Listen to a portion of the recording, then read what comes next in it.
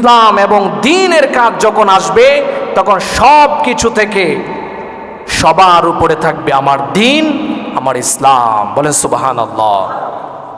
যুগে যুগে নবী রাসূলরা আত্মত্যাগের উদাহরণ দিয়ে গিয়েছে, সেখান থেকে আমাদের শিক্ষা নিতে হবে।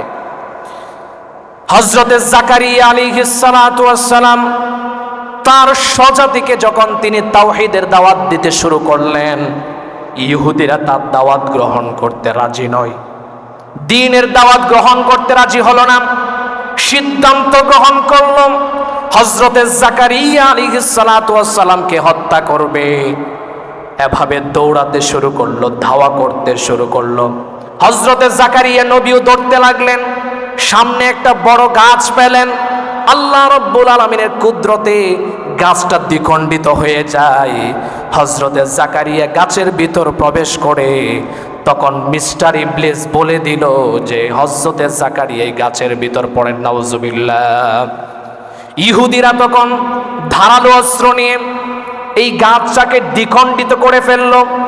সাথে সাথে হযরতে জাকারিয়া আলাইহিস সালাতু ওয়াস সালাম মাথা থেকে পা পর্যন্ত দুভাগ হয়ে যায়। তারপরেও এই জাকারিয়া আলাইহিস সালাম পুরা শরীর দ্বিখণ্ডিত হয়ে গিয়েছে, কিন্তু ঈমান থেকে বিন্দু পরিমাণ বিচ্যুত হয় না। বলেন সুবহানাল্লাহ।